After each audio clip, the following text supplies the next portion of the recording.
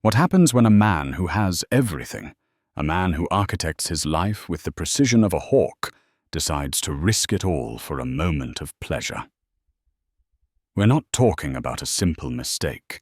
We're talking about a titan of industry, a man who commands empires with a single phone call, walking into the most exclusive spa in Beverly Hills with his beautiful young mistress on his arm. He believes he's invisible, untouchable. But in a world of glass walls and glossy pages, secrets have a way of finding the light. What he's about to find on the cover of a magazine in that temple of tranquility won't just ruin his day. It will detonate his entire existence. Stay with us, because this isn't just a story of infidelity. It's a story of spectacular, calculated revenge. The air inside the Elysian Spire in Beverly Hills was different. It wasn't just filtered or temperature-controlled. It was monetized, rarefied, and sold by the hour. It smelled of eucalyptus white tea and the kind of wealth that makes $1,000 an hour private suite seem like a reasonable expense. Lucas Thorne breathed it in a satisfied smile playing on his lips. This was his world, a world he had built brick by digital brick through his company Aura AI, a titan in the world of predictive analytics. On his arm, Chloe Summers was a vision of curated perfection. 24 years old, with eyes the color of a Maldivian sea, and a body sculpted by Pilates and ambition, she was the human equivalent of the Rolls-Royce Cullinan he'd just handed the valet. She was sleek, expensive, and a thrilling departure from his other life, the life of boardroom presentations, philanthropic galas, and his wife Isabella. Lucas. This place is divine. Chloe whispered, her voice a breathy purr, as they were led through a corridor of cascading water walls and glowing Himalayan salt bricks. It's like heaven. Heaven has a price tag, sweetheart, Lucas replied, his voice a low, confident rumble. He squeezed her hand, a gesture that was both affectionate and possessive. He enjoyed being her benefactor, her gateway to a world she could only post about on Instagram. It reinforced his sense of power. His life was a masterclass in compartmentalization. There was Lucas, the CEO, the ruthless innovator, who had cornered the market on knowing what people wanted before they did. Then there was Lucas, the husband, the public partner to Isabella Rossi Thorne, a woman whose quiet grace and old money lineage provided the perfect, stable backdrop to his new money empire. And then there was this Lucas, the one who existed only in 5-star hotels and private jet cabins with Chloe. He saw no conflict, only a well-managed portfolio of personal assets. Their private suite, the Celestial, was an opulent sanctuary, a private steam room, a hydrotherapy pool infused with minerals, and a pair of plush massage tables sat waiting. Champagne on ice, a platter of exotic fruits, and the promise of 4 hours of uninterrupted bliss. A staff member clad in crisp white linen bowed slightly. "Mr. Thorne, Ms. Summers, your therapists will be with you shortly. Please make yourselves comfortable. Can I bring you anything to read? We have the latest periodicals." Chloe, already slipping out of her dress, giggled. "I don't think we'll be doing much reading." Lucas smirked. "Actually," he said to the attendant, "bring me the new Forbes and the Wall Street Journal. Might as well keep an eye on the market." It was a habit, a compulsion. Even in paradise, the king had to survey his kingdom. The attendant returned moments later, placing the requested magazines on a polished mahogany table next to the champagne bucket. Lucas, now in a plush Bulgari robe, didn't give them a second glance. His attention was on Chloe, on the intoxicating simplicity of their arrangement. She wanted luxury. He wanted an escape. It was a clean transaction. An hour passed in a haze of steam champagne and whispered nothings. Their couple's massage was a symphony of expert hands and aromatic oils. Lucas felt the tension of a multi-billion-dollar hostile takeover negotiation melt from his shoulders. He was utterly blissfully in control. After the massage, wrapped in fresh robes and feeling boneless, they sat by the small private pool sipping champagne.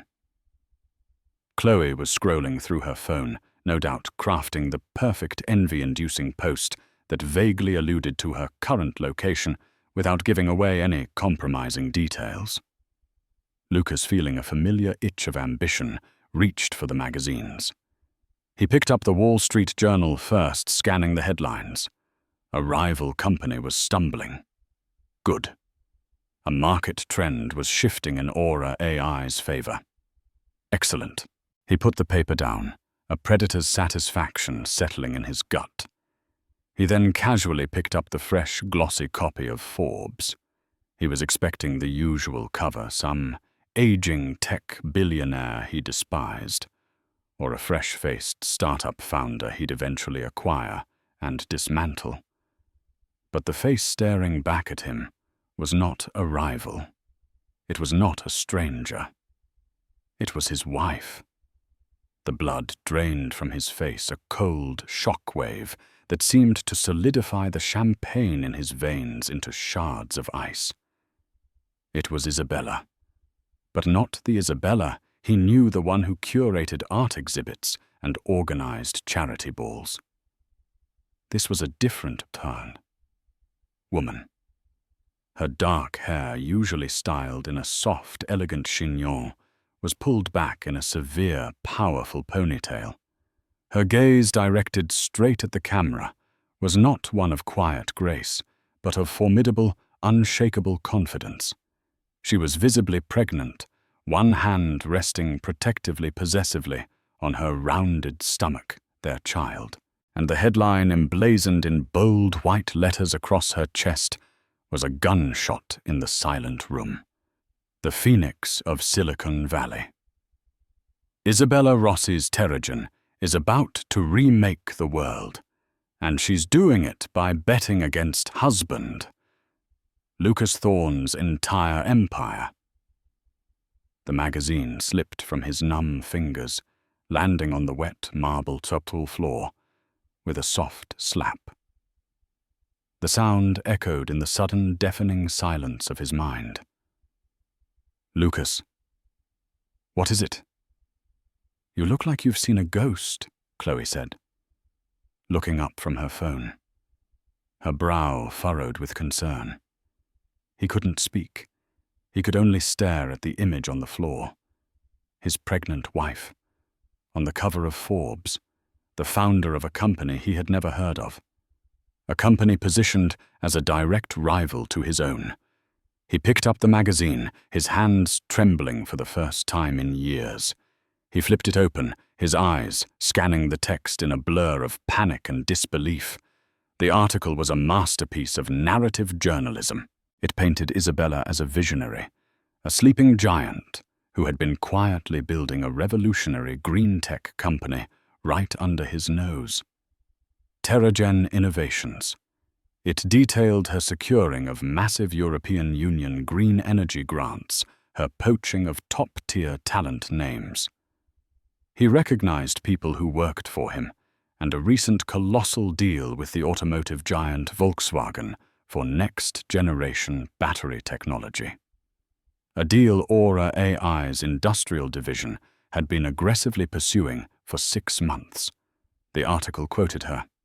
For too long, the tech industry has been dominated by a single philosophy: growth at all costs data. As the new oil and a blatant disregard for ethical consequence, Isabella was quoted as saying. Terrigen is founded on a different principle. We believe in sustainable growth, in empowering people, not just profiling them. It's about building a future you'd want your child to live in. Your child. The words were a knife twisting in his gut. The world tilted on its axis. The serene, monetized air of the spa suddenly felt suffocating. The scent of eucalyptus was cloying, nauseating. His entire, perfectly compartmentalized life had just been firebombed, and the arsonist was the one person he believed was his most stable, predictable asset. Lucas Chloe's voice was sharper now. She got up and came over to him, peering at the magazine in his shaking hands. Her eyes widened, her jaw dropping. "Oh my God, is that your wife?" The spell was broken. The quiet betrayal was now a public declaration of war, broadcast on the front page of the world's most influential business magazine. The king was not just naked, he was a fool, luxuriating with his mistress in a 5-star spa, while his queen was checkmating him on the global stage. The Elysian Spire was no longer a sanctuary. It was the scene of the crime, his crime, and the first casualty was his illusion of control. The silence in the celestial suite was now thick with a toxic mixture of shock and Chloe's rising panic. For Lucas, the world had narrowed to the glossy page in his hand. Every word in the Forbes article was a meticulously placed explosive charge detonating the foundations of his reality. Terragen Innovations. The name itself was a mockery, a reference to the earth he so callously mined for data. Lucas say something, Chloe's voice trembled. The luxurious fantasy had evaporated, replaced by the stark, terrifying reality of her position. She wasn't a partner. She was a complication, a piece of evidence. Lucas finally moved. His actions were jerky, stripped of their usual fluid confidence. He snatched his Brioni suit from the hanger, his hands fumbling with the buttons of his shirt. "Get dressed," he snapped the words cold and hard. "What's happening? I don't understand. How could she? I said get dressed," he roared, a primal sound of a cornered animal. He wasn't looking at her, but through her. She was just noise in the symphony of his catastrophe. He grabbed his phone, his thumb swiping frantically across the screen. First, he called his office. He dialed the private line to his chief operating officer, a man named Gerald. "Gerald, what the hell is going on, Forbes?" "My wife, Terragen, talk to me, now." The voice on the other end was strained, hesitant. "Lucas, we didn't know how to reach you. It just dropped this morning. The board is in an emergency session. The stock is already taking a hit in pre-market trading. Why wasn't I told about this Volkswagen deal? My industrial division has been working on that for months. They went dark on us about 3 weeks ago." Lucas Gerald stammered. "We thought they were just playing hardball. We never saw this coming." "Terragen, they came out of nowhere. Their tech is apparently years ahead of ours. It's cleaner, more efficient, and ethically sourced. That's the narrative they're pushing. Ethically sourced." It was another dagger. Aura AI was perpetually fighting lawsuits over its aggressive data acquisition methods, and the talent Lucas barked, pacing the suite like a swooned tiger. "Dr. Aris Thorne. He's my lead battery scientist." A pause. "He resigned 2 months ago." Lucas, citing personal reasons. We now see he's listed as Terragen's CTO, another name from the article, another betrayal. He disconnected the call without a goodbye, his mind racing. This wasn't a spontaneous act of revenge. This was a coup, months of planning. Meticulous, calculated, and executed with devastating precision. While he was booking secret holidays with Chloe, Isabella had been building an empire. He dialed his lawyer, Arthur Finch, a man whose morality was as flexible as his exorbitant hourly rate. "Arthur. Code red." "I've seen it." Lucas Finch's voice was grim. I'm already in the office. We need to formulate a response.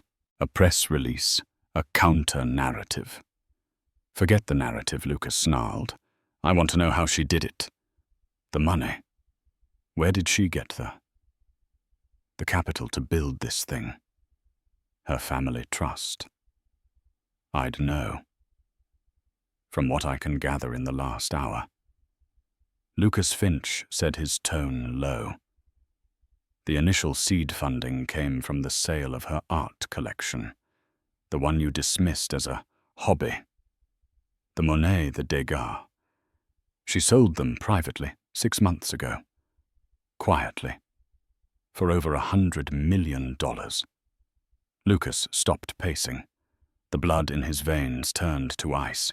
He remembered her talking about liquidating some pieces, saying she wanted to invest in something more meaningful. He had patted her on the head, figuratively speaking, and told her to have fun. And the rest, Lucas? This is the genius of it, Finch continued. She leveraged her family's name, the Rossi reputation for stability, to secure those EU grants. But the masterstroke, she used Aura AI's own predictive models against us. What are you talking about? She must have had access. She analyzed the market sectors Aura was targeting for acquisition and identified the gaps. She predicted our move on Volkswagen based on our own internal data. She didn't just outbid us, Lucas. She used our own playbook to anticipate our every move and cut us off at the knees. The phone felt heavy in his hand. He looked at the wreckage of their champagne and fruit platter at Chloe, who was now dressed and staring at him with wide, fearful eyes. He had built an empire on predicting human behavior, and he had failed to predict the one person sleeping next to him. Flashback, 6 months ago.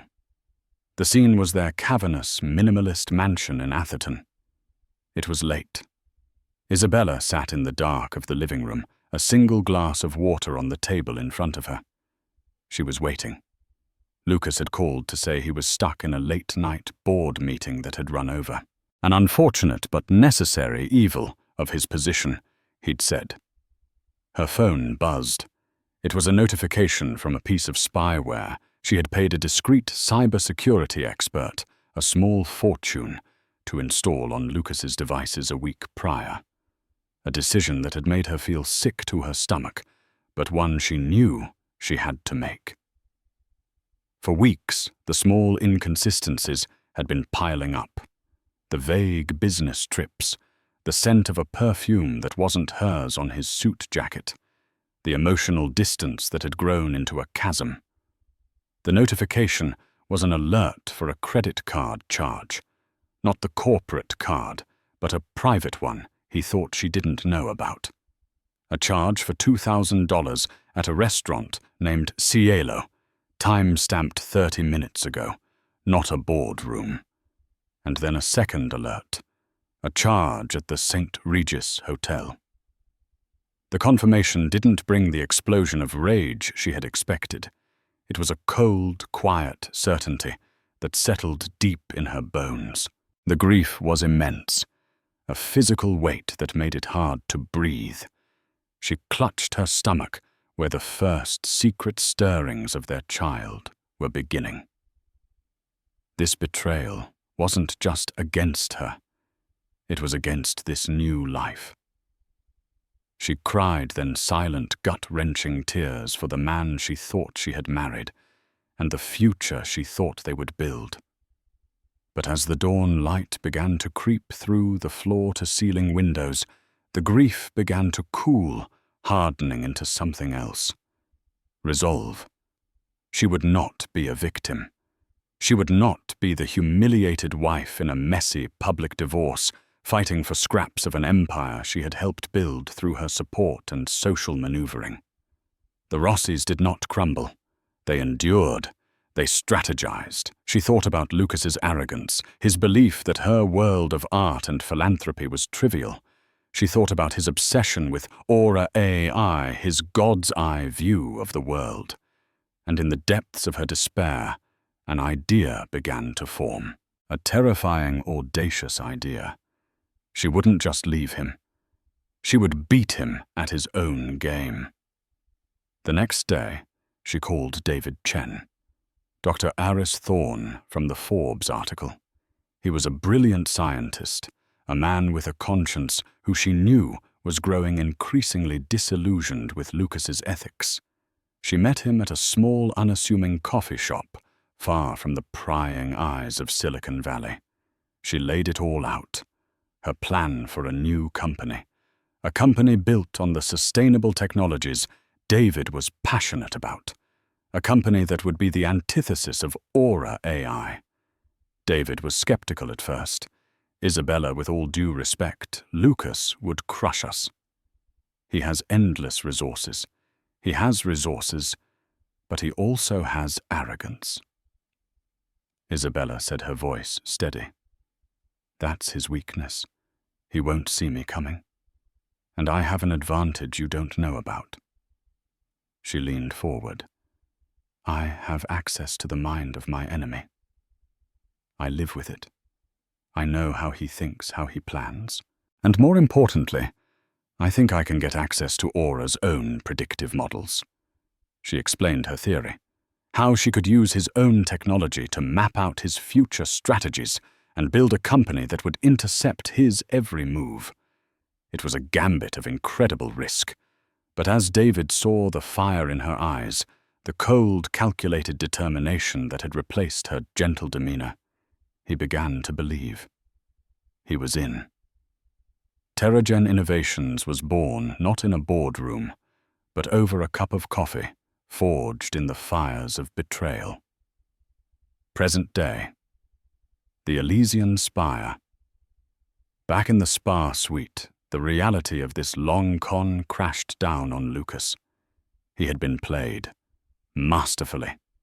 He had underestimated her at every turn, viewing her as a decorative part of his life, while she was secretly waging a war against him. We need to go, he said, his voice flat. He threw a wad of cash on the table, more than enough to cover the bill and the uneaten fruit. He strode out of the suite without a backward glance at Chloe. She hurried after him, stumbling in her heels. Lucas, where are we going? What are you going to do? He stopped in the middle of the serene, waterfalled corridor and turned to face her. His eyes were devoid of any of the warmth or affection she had known. They were the eyes of Lucas Thorne, the CEO. Cold, calculating, appraising. We are not going anywhere. He said the word we, dripping with derision. I am going to deal with this. You are going to take a taxi, go back to your apartment, and you are going to stay quiet. You don't call me. You don't text me. You don't post a goddamn thing. Do you understand? The cruelty in his tone was a physical blow. But what about us? She asked, her voice small. Lucas let out a short, harsh laugh. Us. There is no us. There is my empire, which is on fire, and you who are standing next to me holding a can of gasoline, you are a liability. So you are going to disappear until I tell you otherwise. He turned and walked away, leaving her standing alone in the hallway of the spa that was supposed to have been their slice of heaven. The dream was over. She was just collateral damage in a war she hadn't even known was being fought. Lucas Thorne was unraveling, and he was cutting loose anything and anyone that might weigh him down. While Lucas was imploding in a Beverly Hills spa, Isabella Rossi Thorne was holding court in a warehouse. It wasn't the sterile glass and steel monolith of Aura AI's campus. This was a renovated brick and beam building in an industrial district of San Francisco, buzzing with a different kind of energy. It was the energy of creation, not just acquisition. Whiteboards were covered in complex equations. 3D printers hummed, and teams of engineers, many of whom were Lucas's former top employees, were clustered around prototypes, arguing and laughing with a passion he hadn't seen in his own company for years. This was the headquarters of TerraGen Innovations, her empire. Isabella stood at a large central table, a blueprint for a new solid-state battery array spread before her. David Chen stood beside her, pointing to a specific power cell configuration. Despite being 7 months pregnant, she radiated a vitality that filled the room. She wore a simple but elegant black maternity dress, her bearing regal. She was not a woman scorned. She was a leader in her element. The efficiency gains here are undeniable. David said his excitement palpable. By restructuring the ionic pathways, we're not just increasing capacity by 30%, we're cutting the cobalt dependency by half. This is the kill shot to Aura's entire industrial battery division. It's not about killing. David. Isabella corrected him gently, though her eyes held a glint of steel. It's about making them obsolete. We're offering a better way. Her phone vibrated on the table. It was a notification from her head of security. He's on his way. ETA 15 minutes. Unannounced. Isabella's calm expression didn't flicker. He's coming, she said to David. David's face hardened. Are you sure you want to do this here? We can have security escort him out, she said, placing a hand on her stomach. I want him to see it. I want him to stand in the middle of everything he dismissed and everything he underestimated. This is where it happens, in my world, not his. She turned to her assistant. Sarah, please have a pot of chamomile tea and a bottle of San Pellegrino brought to the main conference room, and have our legal counsel join us on video link in 10 minutes. She walked toward the glass-walled conference room that overlooked the main floor, her stride measured and confident. This was the moment she had been preparing for, the culmination of 6 months of sleepless nights, relentless work, and iron-willed focus. She had rehearsed this confrontation 1,000 times in her mind. Lucas stormed into the TerraGen building like a thundercloud. He bypassed the bewildered receptionist, his eyes scanning the cavernous space with a mixture of fury and disbelief. He saw the faces of people who used to work for him, people he paid millions, who now averted their gaze or looked back at him with a cool defiance. The entire scene was an affront, a vibrant, thriving testament to his failure. He spotted her in the conference room and strode towards it, pushing the door open with such force that it slammed against the wall. Isabella. The name was an accusation. She was sitting at the head of a long reclaimed wood table, a cup of tea before her. She looked up at him, her expression serene. The contrast between his barely contained rage and her profound calm was stark. Lucas, she replied, her voice even. I was wondering when you'd arrive. Please close the door. Sit down. Sit down, he spat.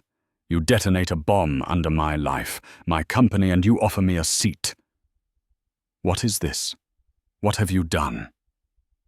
I've built something, she said, simply gesturing to the bustling floor below them. Something that matters. Something I can be proud to pass on to our child.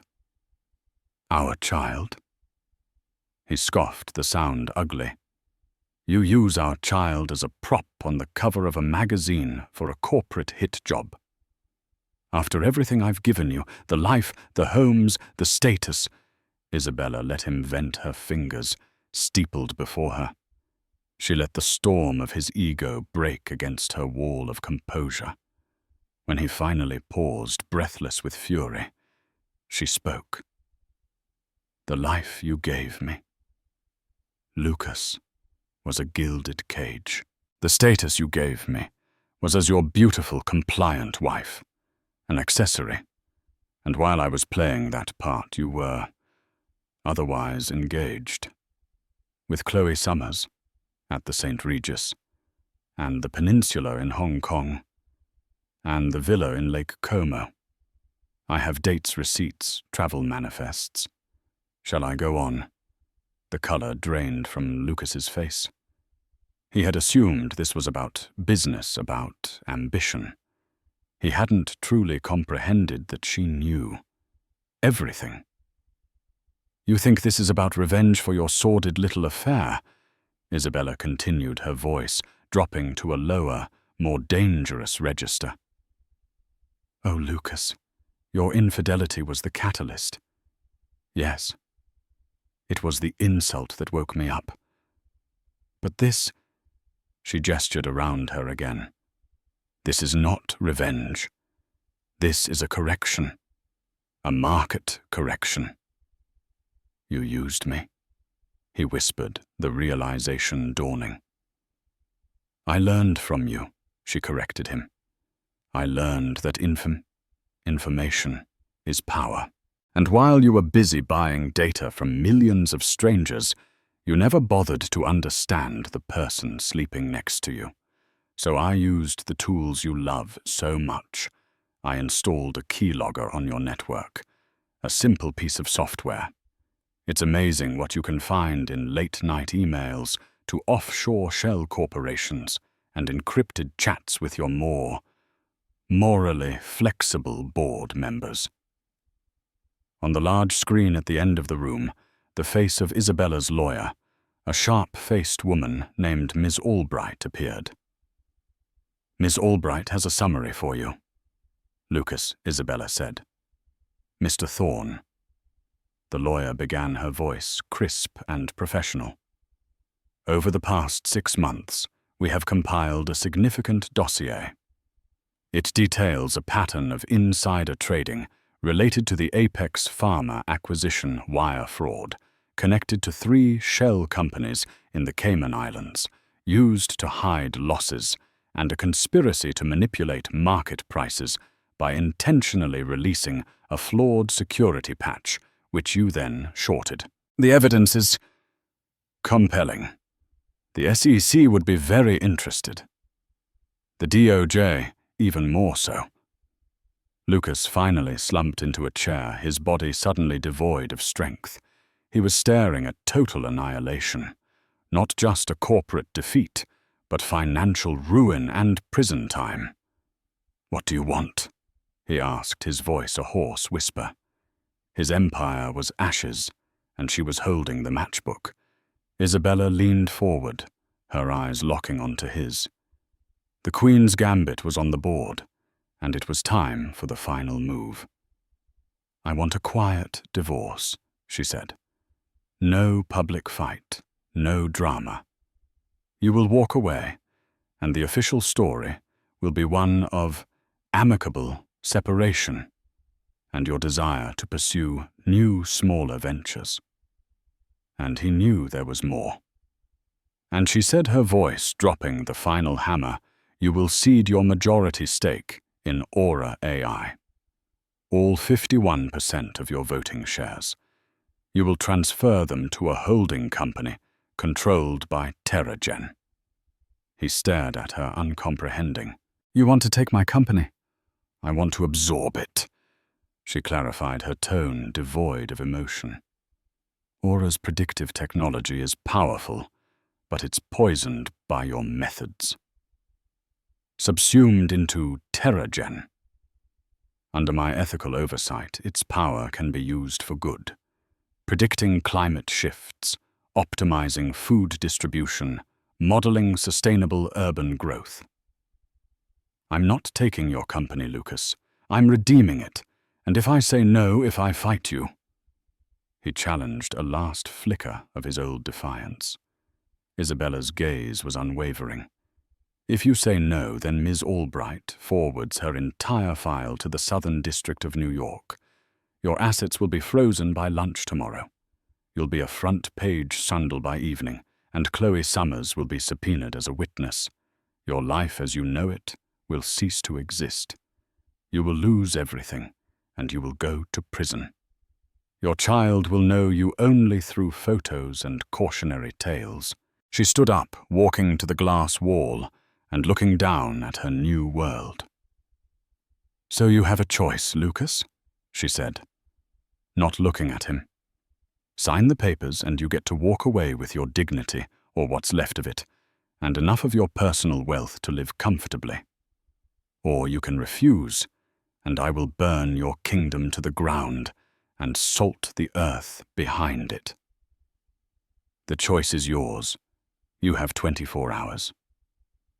She left the conference room without another word, leaving him alone with the lawyer on the screen and the crushing absolute reality of his defeat. He had been outmaneuvered, outthought, and utterly destroyed. The Queen had taken the king, and the game was over. The 24 hours Isabella granted Lucas were not a reprieve. They were a torture chamber.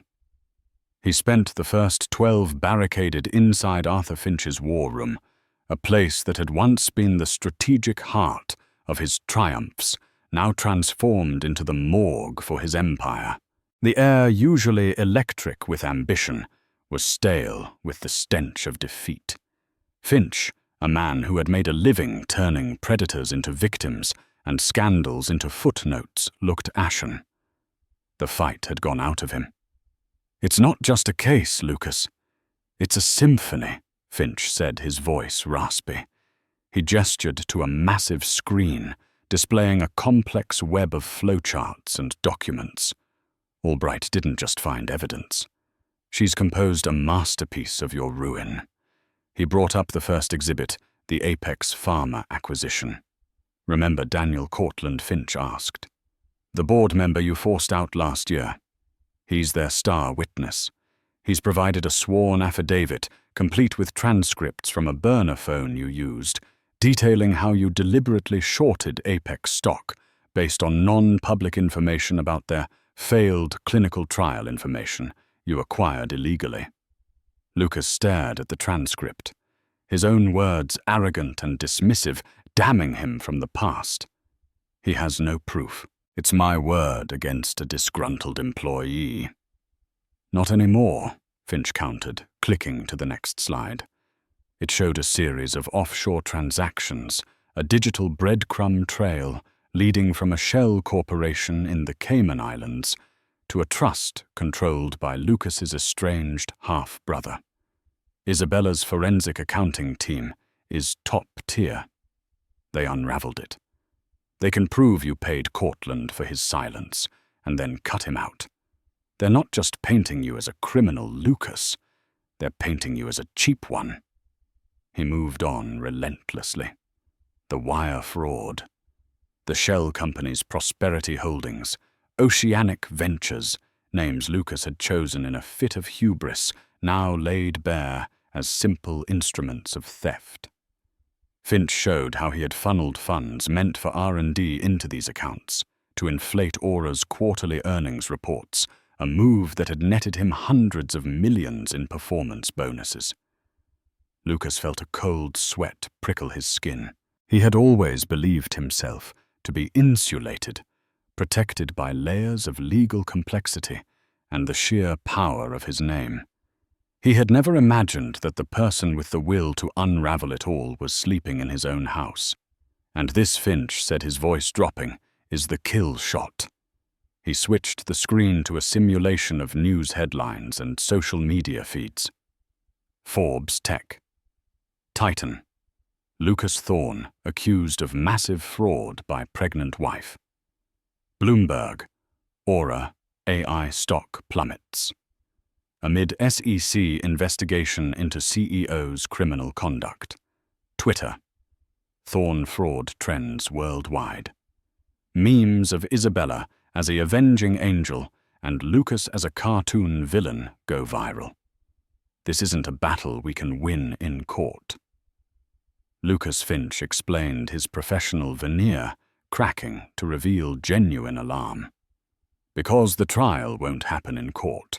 It'll happen on CNN, on Twitter, in every newspaper from here to Tokyo. She's not just threatening you with prison. She's threatening you with permanent global humiliation. You won't just be a felon. You'll be a punchline. They'll teach classes about your hubris at Harvard Business School. Isabella, the pregnant visionary, the wronged wife who built a better world, versus you, the cheating, lying monster. Who do you think the world will root for? Lucas sank into a leather chair, the fight draining out of him like blood from a mortal wound. Offer her money, he croaked, a last desperate gambit. A settlement. Half of everything. More. Finch shook his head sadly. You're still not getting it. She doesn't want your money. She used 100 million of her own as starting capital. This was never about cash. It was about cleansing. She wants your company, your legacy. She wants to take the engine you built for greed and repurpose it for good. It's a moral crusade, and you're the dragon she needs to slay. A settlement would be a compromise, and she is done compromising. The silence that followed was absolute. It was the silence of a king who had just been informed that his reign was over. His castle was forfeit, and his only remaining choice was the manner of his execution. Checkmate. Finch was right. The only choice left was how to fall on his sword. As Finch left him to his thoughts, Lucas's phone buzzed on the table. It was the 18th call from Chloe. Her name on the screen ignited a volatile fuse within him. In a world where he had just been rendered completely powerless, she was the one person over whom he still held absolute authority. He was drowning, and the urge to pull someone down with him to feel the sensation of control one last time was an irresistible poison. He answered his voice a chilling, flat calm. "What do you want, Chloe Lucas?" Thank God her voice was a frantic mess of tears and panic. "I've been so scared. I'm seeing this everywhere. What's happening? Please just tell me what to do." "What you're going to do," Lucas said, savoring the cruel deliberation of each word, "is listen very carefully. The game is over. Our arrangement has ceased to be." "Arrangement?" She whimpered the word, twisting in her throat. "I thought you said you loved me." A harsh, ugly laugh escaped Lucas's lips. "Love? Oh, sweetheart, you are a high-end subscription service. A luxury good. You were a line item on an expense report I kept hidden from my wife, and right now my assets are being liquidated. That includes you." He could hear her sharp intake of breath, a sob catching in her chest. "How can you be so cruel? Cruelty is a luxury for the powerful, and I am simply exercising my last remaining perk." He retorted the words, dripping with venom. "Let me be crystal clear so there is no confusion. The apartment, the car, the clothes, the allowance, it's all gone. You were a pleasant distraction, but you've become a rather inconvenient piece of evidence. So you will pack your things. You will go back to whatever life you had before you met me, and you will forget my name. Are we understood?" He didn't wait for an answer. He ended the call, tossing the phone onto the polished table. A fleeting, shameful surge of power coursed through him, but it vanished almost instantly, leaving behind a hollow, echoing emptiness. He hadn't just been cruel. He had been pathetic. He had taken all the rage and humiliation he felt toward Isabella and aimed it at the easiest, most defenseless target. The dragon slain by the queen had turned and devoured a field mouse. It was the most contemptible act of his life, and he knew it. The next morning, Lucas Thorne put on a grey Brioni suit that now hung loosely on his frame. He felt like an actor in a play about his own life. The meeting was in a neutral law firm in a downtown skyscraper, a soulless space of glass and brushed steel. Isabella was already there, seated at the head of a long table. She was flanked by Ms. Albright.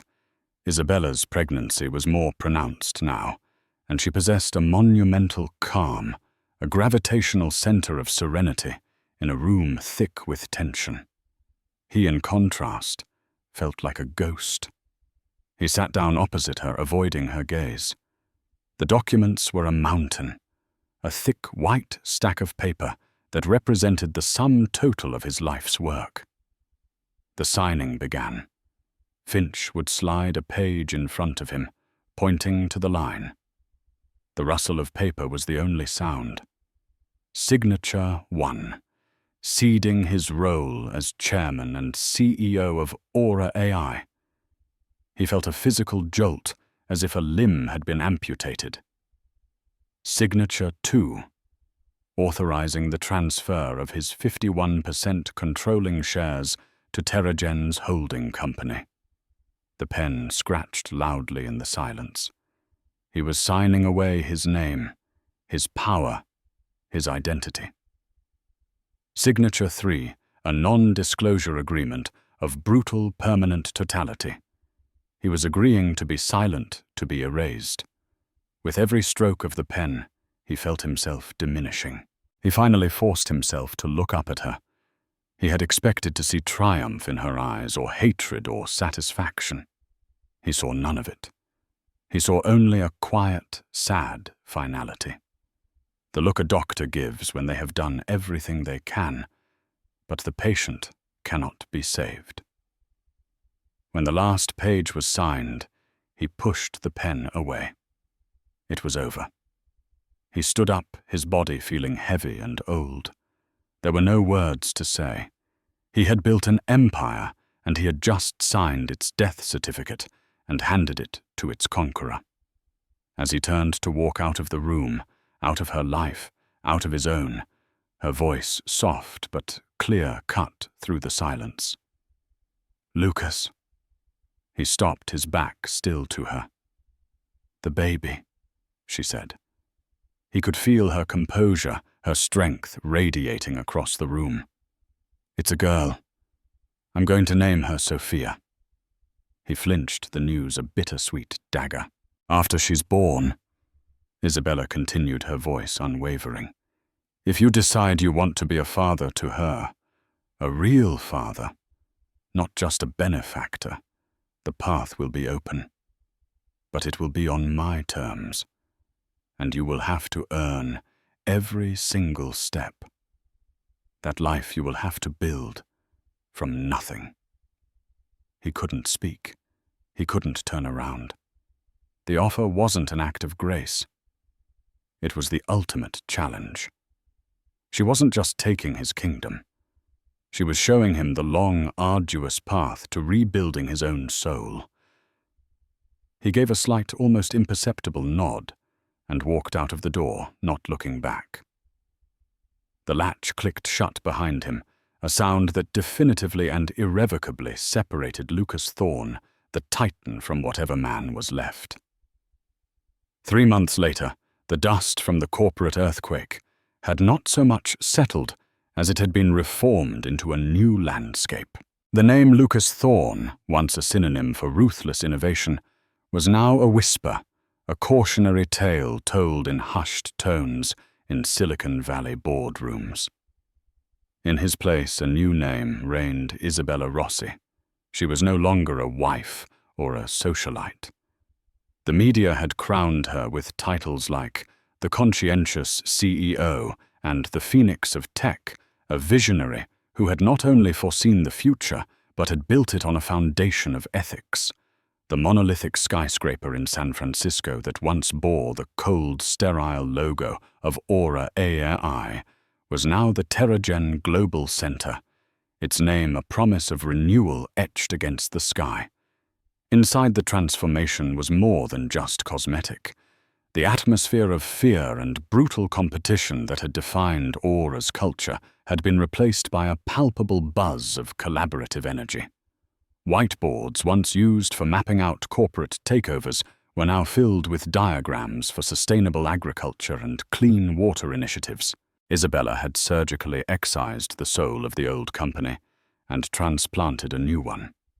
In the penthouse office, a space Lucas had designed as a monument to his own ego. Isabella stood not in a power suit, but in a simple cashmere dress, rocking a bassinet gently with her foot. The panoramic view of the San Francisco Bay stretched before her, but her attention was focused on the tiny, perfect life sleeping within arm's reach. Sophia, her daughter, her reason. The initial reports from the Sahel are promising, Madam CEO, a voice said from the large monitor on her desk. It was a UN delegate, his face beaming from Geneva. Terragen's atmospheric water generators are exceeding projections. You've given 2 villages a stable source of fresh water for the first time in a generation. That's excellent news, Martin, Isabella replied, her voice calm and steady, yet warmed by the genuine satisfaction. Let's begin deployment for Phase 2. I want the algorithm focused on identifying the next 10 most critical locations. Right away, he said. The world is watching what you're doing, Isabella. It's a new dawn. The call ended, and the office fell silent, save for the soft breathing of the baby.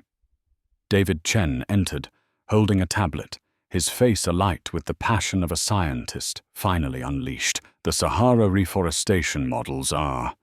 It's almost poetic, he began, his voice low.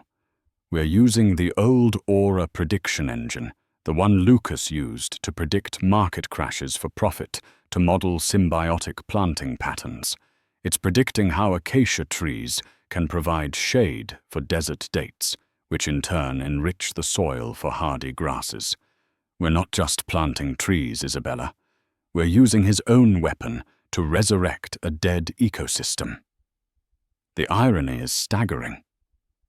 Isabella looked from the complex models on David's tablet to her sleeping daughter.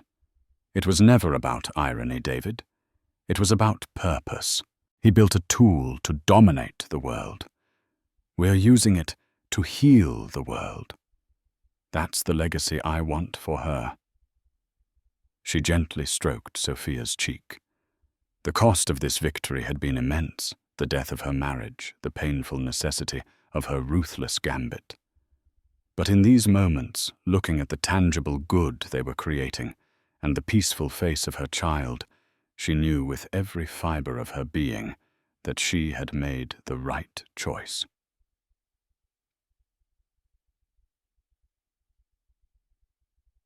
Meanwhile, in a different world of grey skies and misty rain, the fallen king was living out his exile. Lucas Thorne resided in a starkly modern house of glass and steel overlooking the Puget Sound in Seattle. To most it would be a mansion. To him it was a minimalist prison, a constant quiet reminder of the Atherton estate and the global empire he had lost. He had chosen the name Phoenix Energy for his new small-scale startup, a desperate, ironic attempt to convince himself he could rise from his own ashes. His days were a humiliating litany of his new reality. He no longer had a team of analysts. He built his own financial models on a laptop. He no longer had a chauffeur. He drove his own Tesla to meetings with skeptical venture capitalists who looked at him with a mixture of pity and morbid curiosity. He was damaged goods. The brilliant, aggressive mind was still there, but it was tainted by the stink of his hubris and spectacular downfall. The tech is solid, Lucas, one investor told him that afternoon. But you are a massive liability. How do we know you won't get played by your own CTO again? The question was a casual, brutal jab that left him speechless. He returned to his silent, empty house as dusk fell. The weekly email had arrived. The subject line was always the same, Sophia. It came from Isabella's personal assistant, a professional but clear barrier between him and her. His hand trembled slightly as he clicked it open. This week it was a short video. Sophia, propped up in a chair, was staring at a mobile of planets, her dark eyes wide with wonder, before breaking into a gurgling, toothless smile. Lucas watched it 10 times. 20. He leaned forward, his finger tracing the outline of her face on the cold screen of his monitor. This tiny human was his daughter. A stranger. A person he was biologically connected to but emotionally light years away from. In her face he saw Isabella's resolve, her intelligence. He prayed she had none of his own flaws. He thought of Isabella's final words to him in that law office. The path will be open, but it will be on my terms, and you will have to earn it. He was starting to understand what that meant. Earning it wasn't about building another company or making another $1 billion.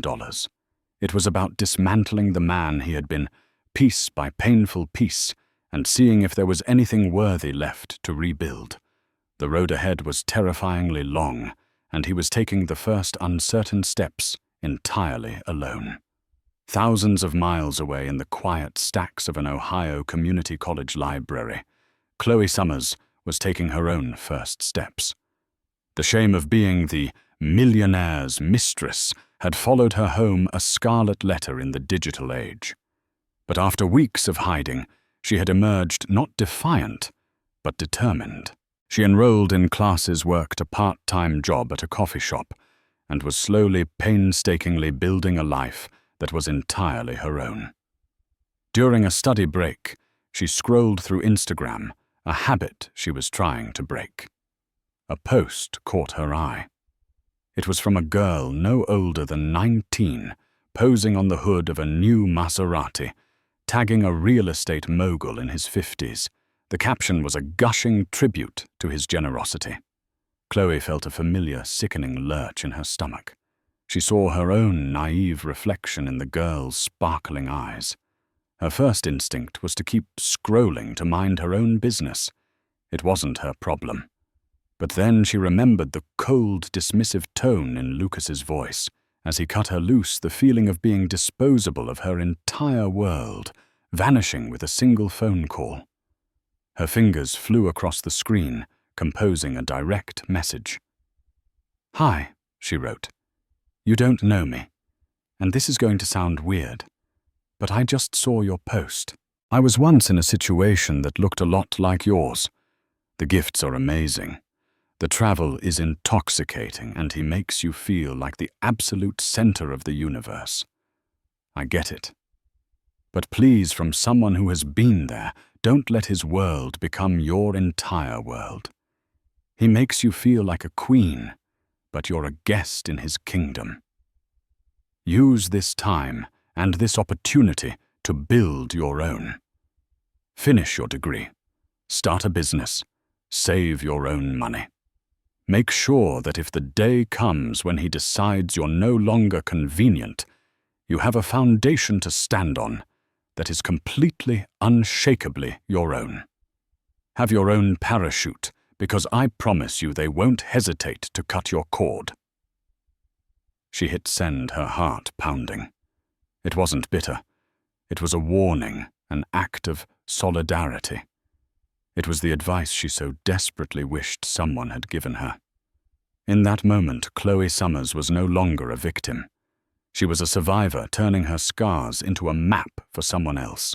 3 people once linked by a web of love, deceit, and ambition were now on 3 separate paths. One was building a new world. One was atoning for destroying the old one. And one was learning to navigate it on her own terms. The story hadn't ended with a checkmate. It had ended with a new game for everyone. A new dawn rising on 3 very different horizons. So there you have it. A story that started with a quiet betrayal in a world of unimaginable luxury and ended with the spectacular rise of a new empire. It's a chilling reminder that the person you underestimate the most might just be the one holding the checkmate move. Isabella Rossi didn't just divorce her husband. She dismantled his legacy and built her own on its ruins, not out of pure vengeance, but with a vision for a better future. It makes you wonder, doesn't it? What sleeping giants do we all have in our lives, or even within ourselves, just waiting for the right moment to awaken? This story shows that the ultimate power isn't about controlling others, but about mastering yourself and rewriting your own narrative, even when it feels like the story has already been written for you. If this story of strategy, betrayal, and ultimate triumph captivated you, please hit that like button to let us know. Share it with someone who loves a story of epic revenge and empowerment. And most importantly, subscribe to our channel and turn on notifications so you don't miss our next deep dive into the most incredible real-life dramas you've ever heard. Thank you for listening.